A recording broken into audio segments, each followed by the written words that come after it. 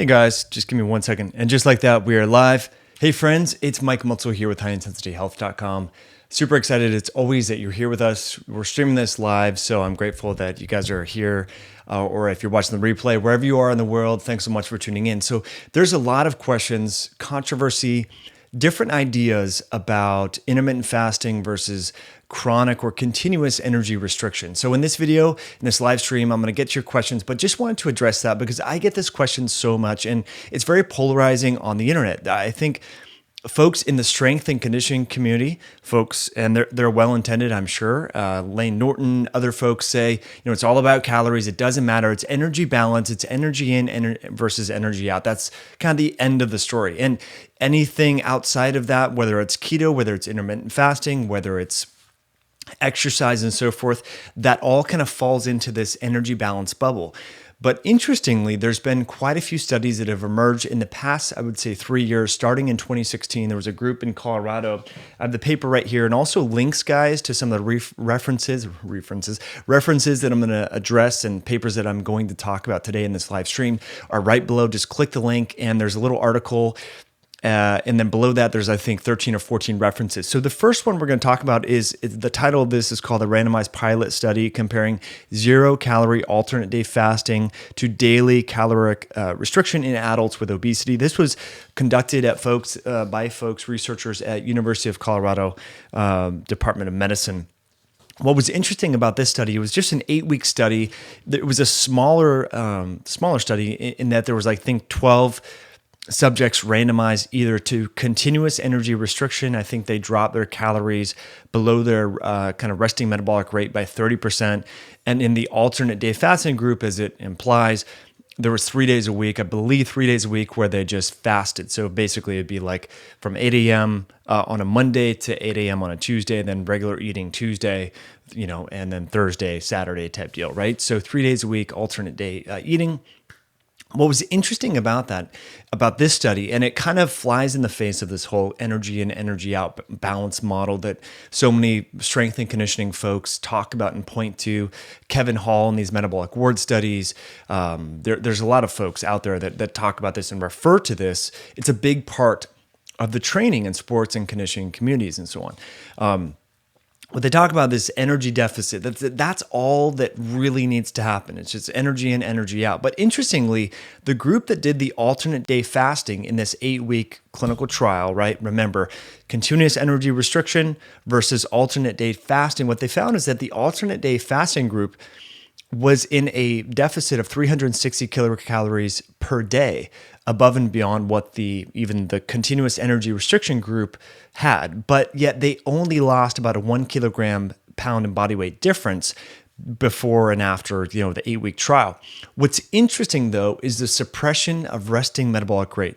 And that's the important part of this video. You can pretty much click off here if you'd like, because this is the take-home message that we're seeing from the differences that is in the metabolism overall between folks that undergo continuous energy restriction versus alternate day fasting or time-restricted feeding or intermittent fasting, whatever you want to call it, is there is a suppression in resting metabolic rate in folks that chronically reduce their calories.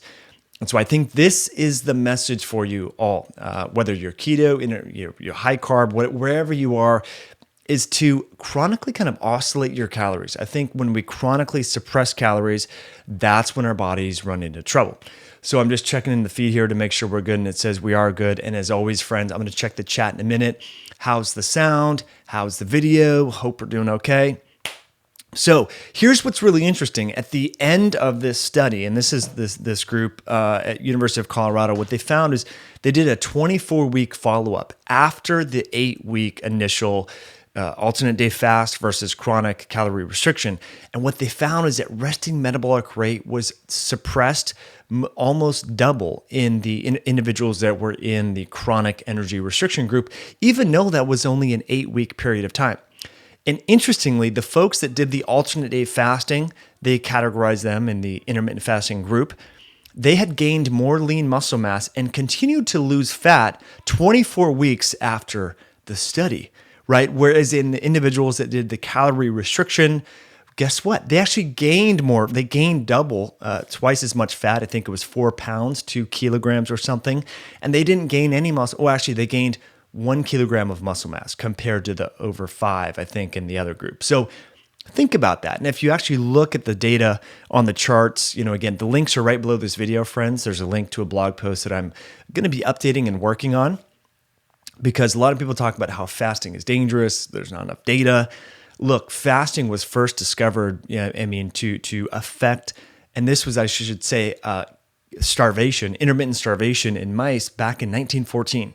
Like, we've known about this. Scientists have known about this since 1914. If you want to look at biblical research, from Muslims and folks of the Islamic tradition and the practice, Ramadan and things like that. Well, guess what?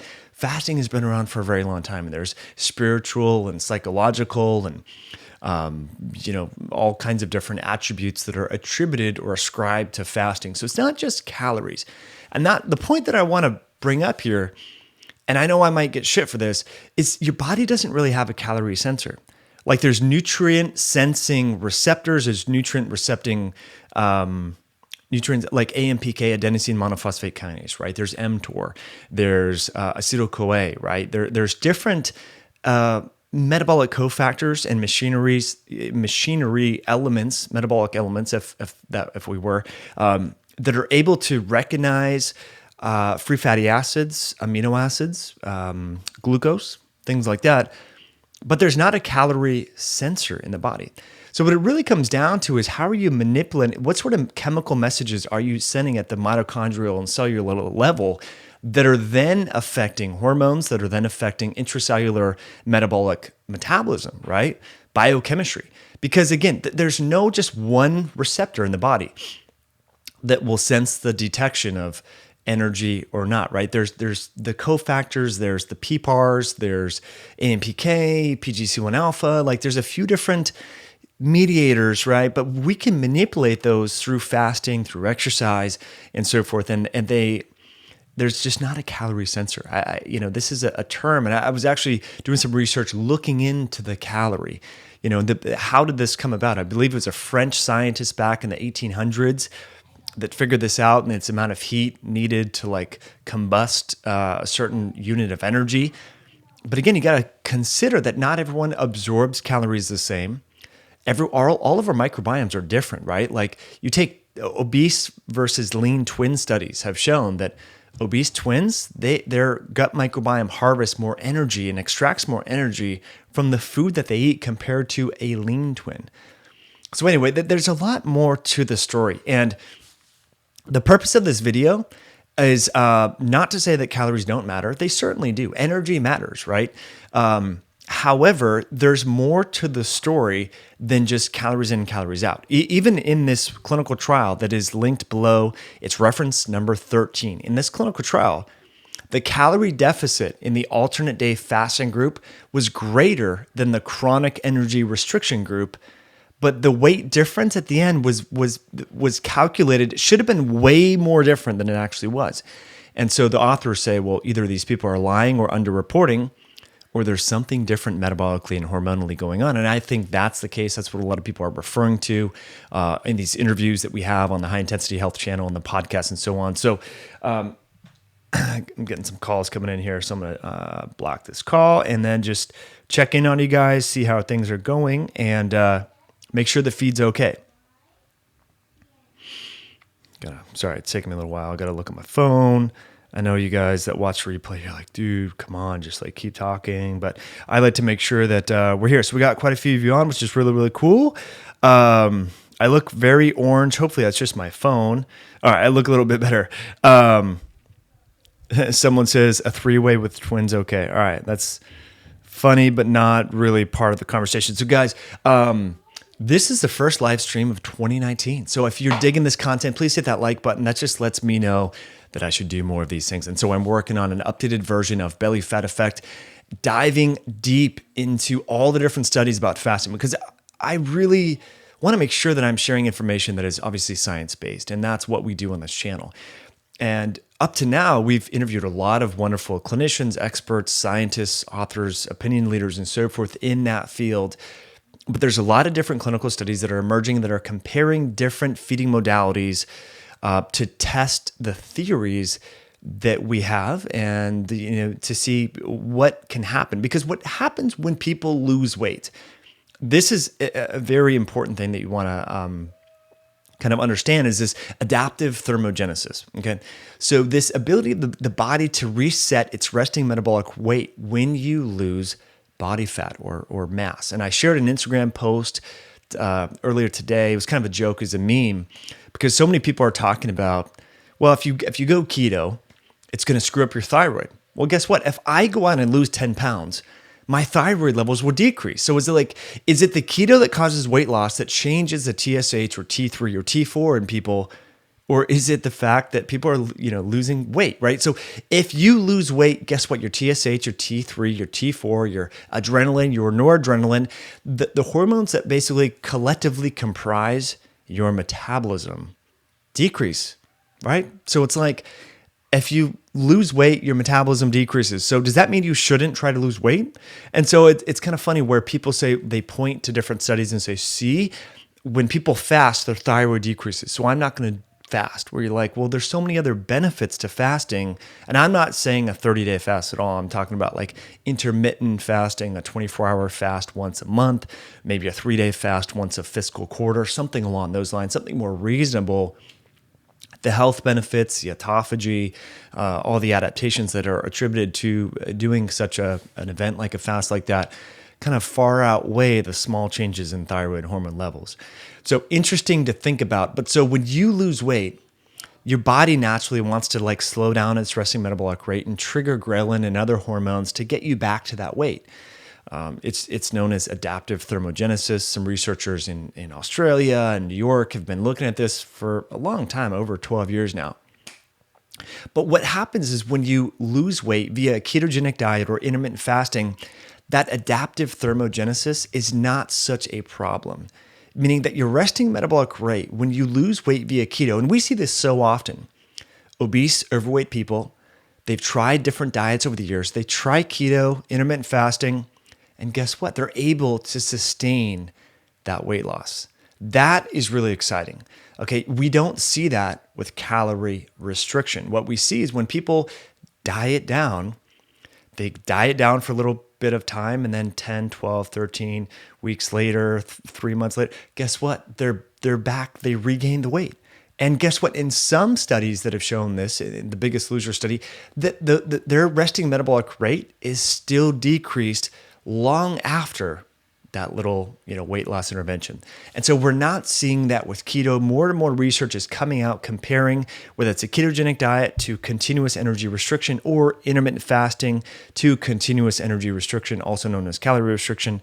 And guess what? What we're seeing in the intermittent fasting / ketogenic groups is there's not the chronic suppression in resting metabolic rate and so forth that you're seeing in the chronic calorie restriction.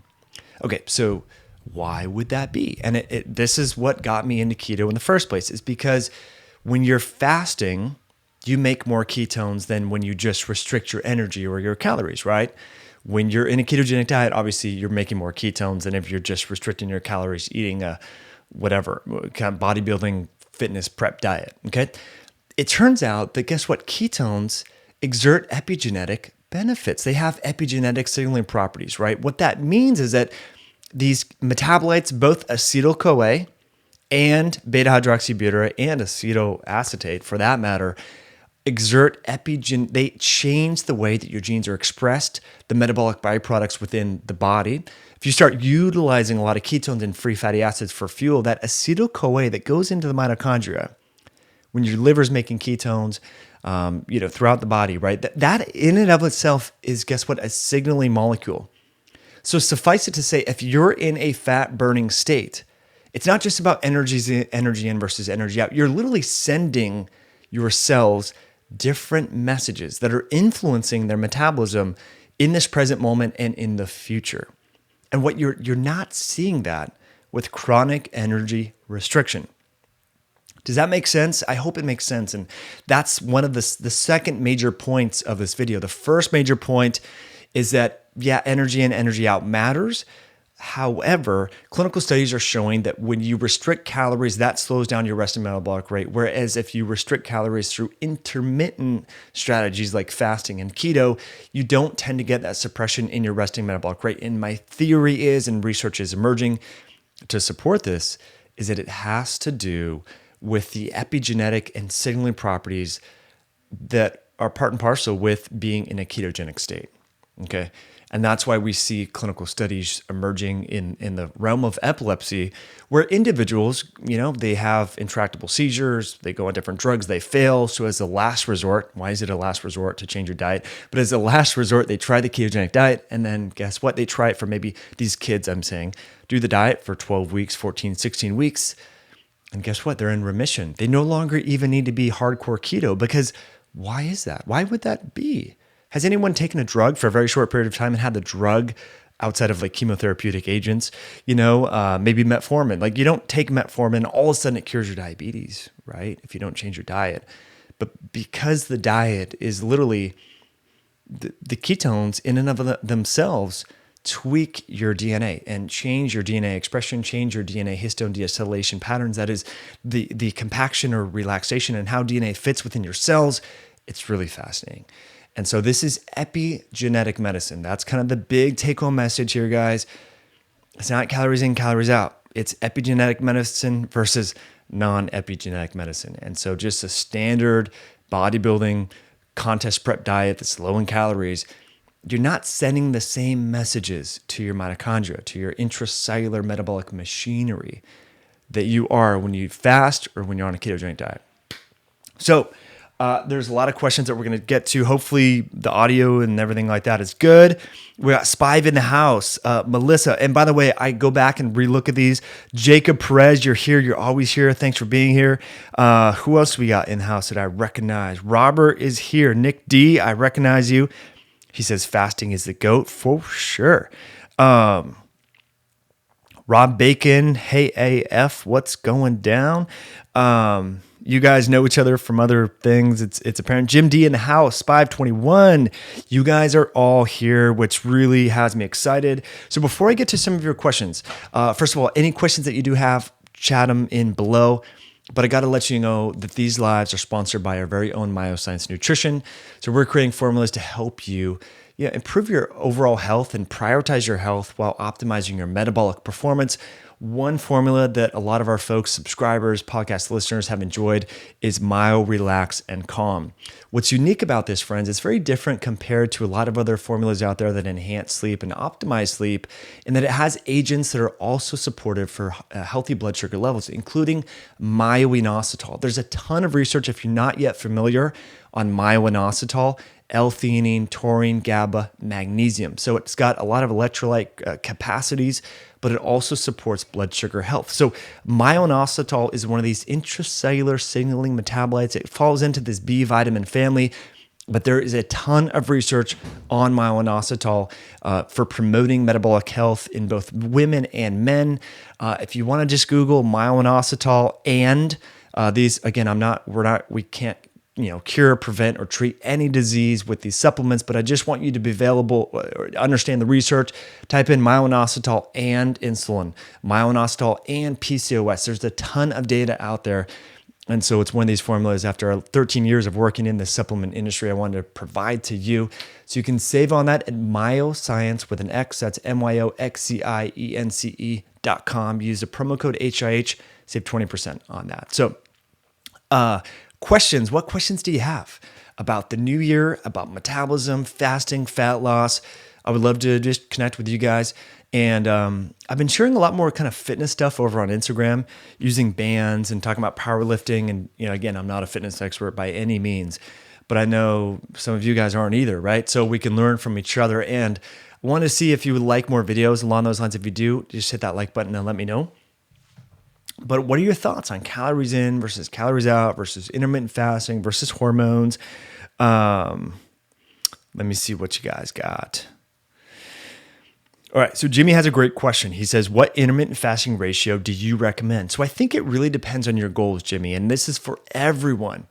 And by the way, if you're not connected yet on Instagram, please check it out. Metabolic_Mike, or just search for Mike Mutzel. It's not High Intensity Health. It's Mike Mutzel on Instagram. I shared this article from 1984. Let me just pull it up because you're going to dig this. It's so crazy. This is the article from 1984. Okay. You can't see it. I just found.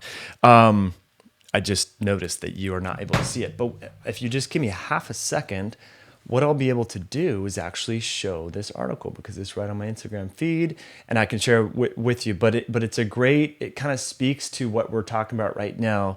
And that's customizing things based upon what's going to work for you. So Jimmy says, what's the optimal fasting protocol? Okay. There is no optimal fasting protocol for every single person. It depends on your goals, your own unique susceptibility, your own unique. All right, here we go. Jimmy, this is coming over to you, buddy. Since you asked, I'm giving you this thing right here. All right, there we go. Can you see that right?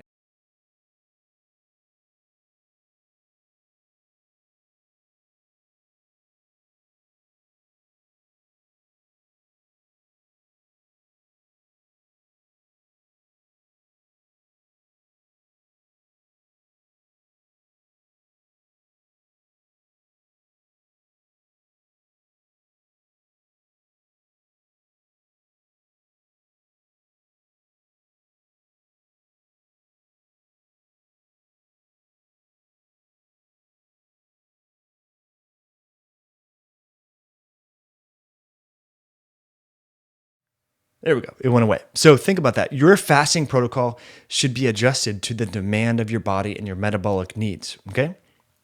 So the analogy that I like to present to people is if you have metabolic debt, you probably should take things a little bit more seriously. And what I say by metabolic debt is, have you been sedentary? How is your body's circadian rhythms? Have you been doing shift work? Have you been staying up till 2 a.m, rising and falling on different times of the day? Have you been exercising consistently for the past 10, 15 years? Your carbohydrate intake, your exposure to the standard American diet, if all those things, if you've been unhealthy, sedentary, you haven't been eating well, guess what? You probably have accumulated some metabolic debt over the years, right? And so you need to take that into consideration when it comes to fasting. But I think a great protocol is for anyone just starting out fasting for 12 hours a day. I think people naturally should be doing that, cutting off your feeding window, eating dinner by 7, don't eat anything until 7 a.m. the next morning. But I do think some people can do better by front loading their calories, by having breakfast, having a late lunch, and then not having dinner at all, as opposed to like skipping all the way through. Because what I found through personal experience, through working with clients, is a lot of people skip breakfast, skip lunch. By the time dinner comes, they are starving. They eat a bunch of food, then they have a little bit more, and they say, well, I haven't eaten all day, so I can justify eating this and that. And pretty soon their stomach is so full, they don't get good sleep, and it throws off their body's circadian rhythms. So there's a lot of epidemiological data that shows that breakfast eaters tend to weigh less and have better body fat percentage compared to non-breakfast eaters. But again, the fasting protocol really depends upon what works for you. You know you better than I do. Just really, Jimmy, and anyone listening, look yourself in the mirror. Just most of us inherently know what we're doing wrong and what we need to do more right of, what we need to do more right often. And that's what you should do. Like if you were a nutritionist and looked at you, Jimmy, or anyone listening right now and said, wow, that's what they're eating. What would that nutritionist or that coach say to you? Okay. That's what you need to ask yourself. Most of us know. I know for me, I can't be on devices late at night. It screws up my sleep, and that screws up my whole day.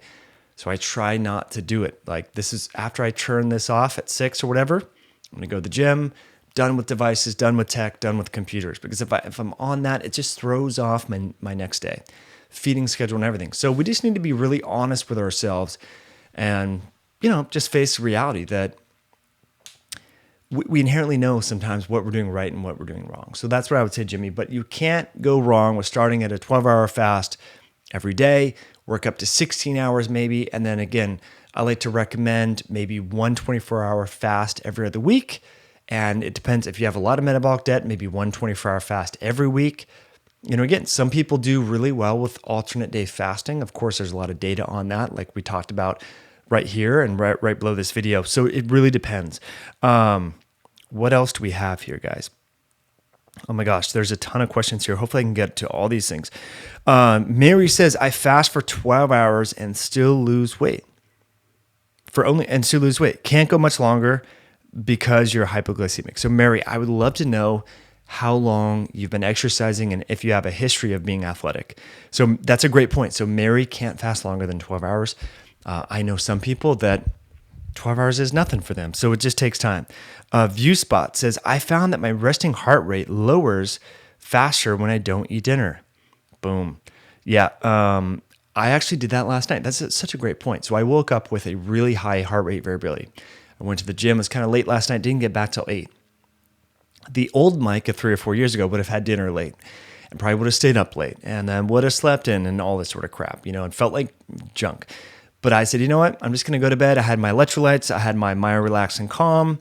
And that was pretty much it. So went to bed, slept great, woke up early, and I was starving. So I had my keto coffee, and then around 9 a.m. I had breakfast and felt amazing all day. My energy has been awesome. And what's important is my heart rate variability is doing great. So anyway, I agree with you, ViewSpot. Jesse Mendoza says, eat more with resistance training. Same thing happens to me, totally. So that's the thing. When it comes to like customizing your fasting protocol, it really depends on how physically active you are. Again, like that Instagram post I just shared with you guys. Your diet should match the energy demands that you impose upon it. So if you're sedentary, you're traveling, you have a desk job, you don't exercise, you can probably fast for longer. You don't need to eat as much food. In contrast, if your job's physical and you exercise and you're outdoors and stuff, guess what? You need to have more protein and you need to eat more calories. It's just plain and simple. So Paul says, hey, Mike, if you're on an autoimmune diet, are fermented peppers okay? You don't know until you try, Paul. So give them a whirl. I'm a big fan of fermented foods. I think the fermentation process gets rid of a lot of the anti-nutrients that people are so scared about when it comes to vegetables and so forth. So definitely give it a try. You don't know until you try. But peppers fall into the nightshade category. So they do tend to they can not harm people, but some people are more susceptible to them than others, particularly folks with autoimmunity. So maybe start out with fermented cabbage, fermented, there's a bunch of different ferments now in Whole Foods and natural food stores.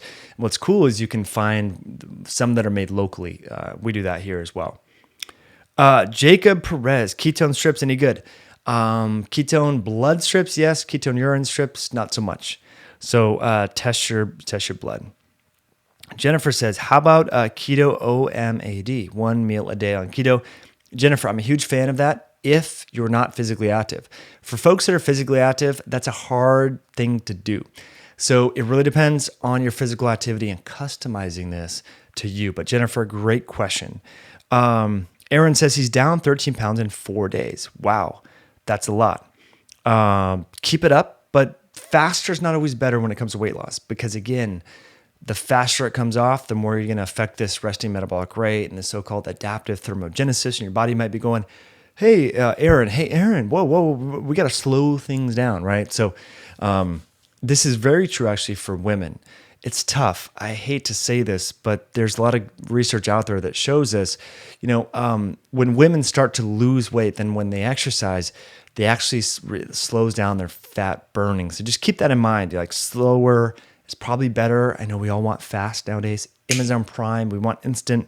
We're in this instant economy, but when it comes to fat loss, you don't always want it to be super fast. Valentin says plant-based proteins are just as good as meat protein. To be honest, you guys know I love plants. I have a bunch of garden stuff in the back, but plant-based protein just doesn't have the same.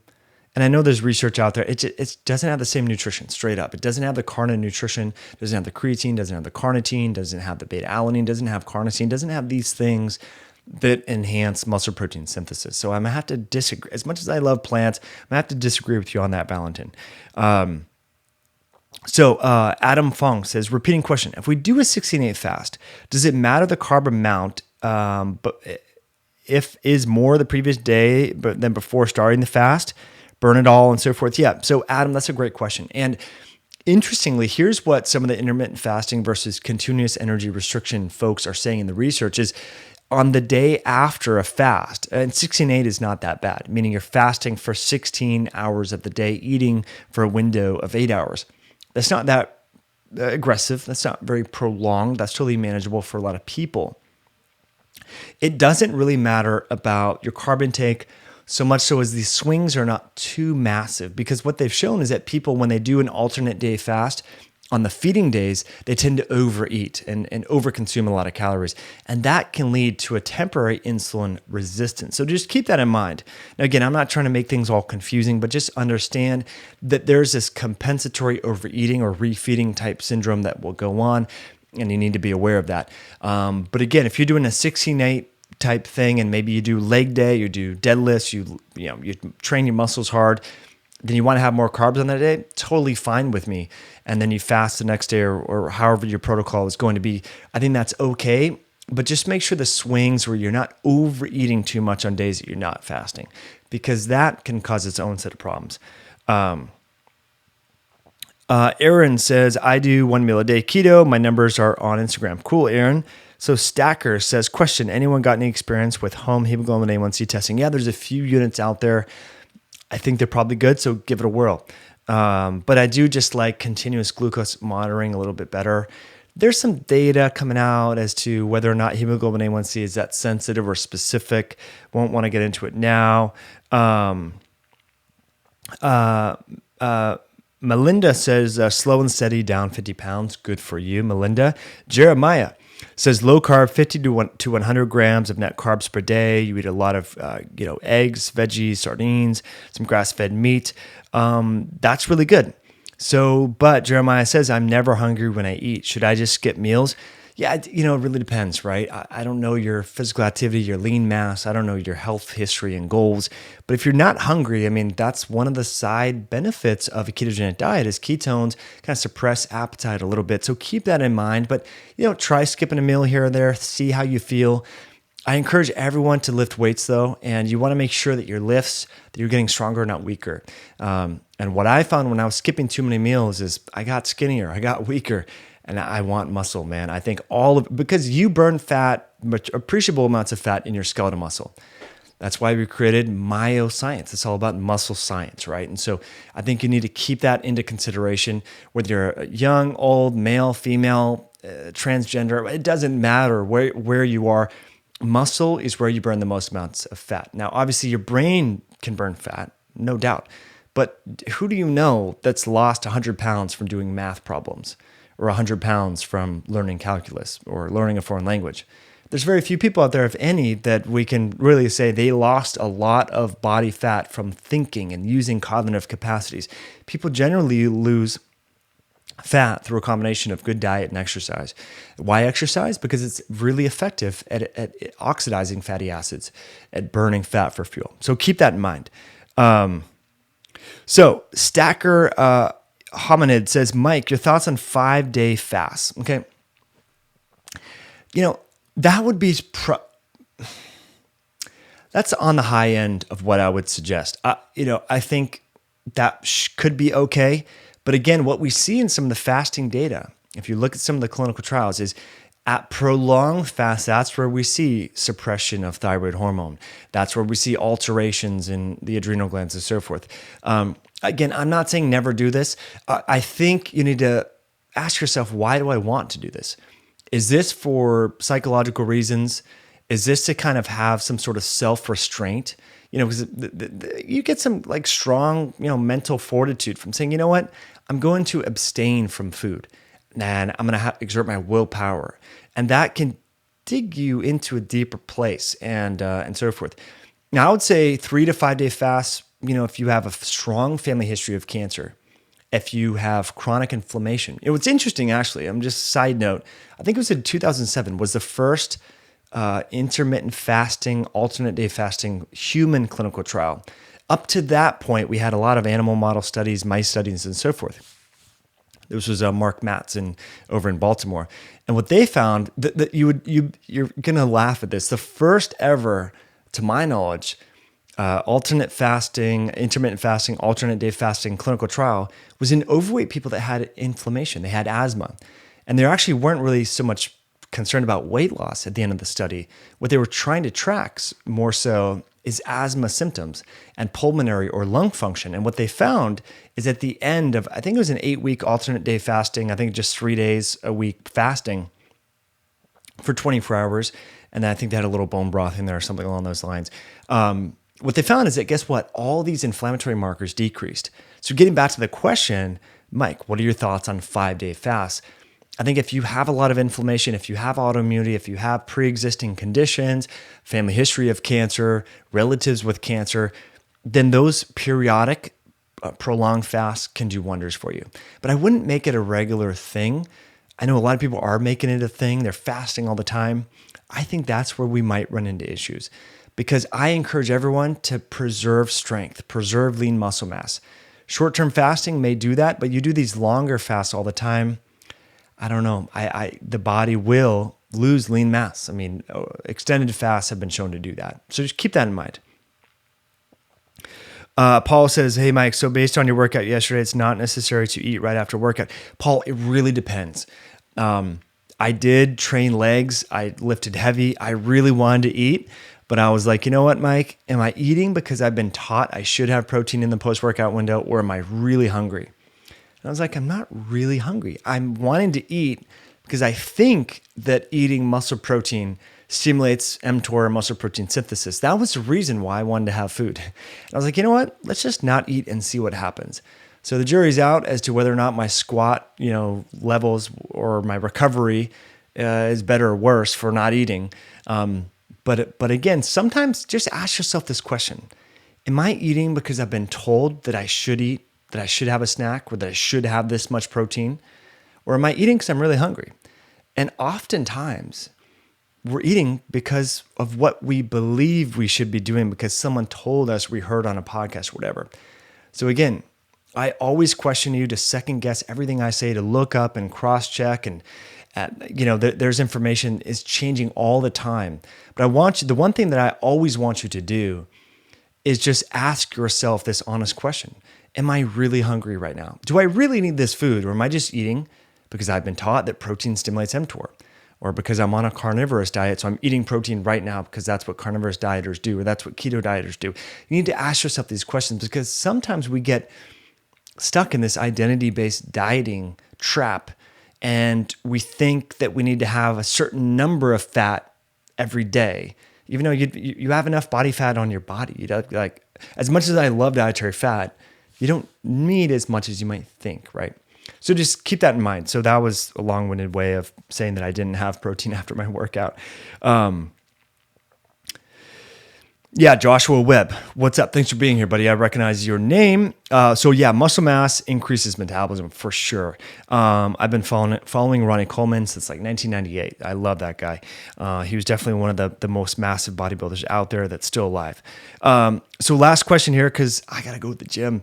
I'm sure if you didn't exercise yet today, please do so. Exercise is so key, actually, for increasing ketosis.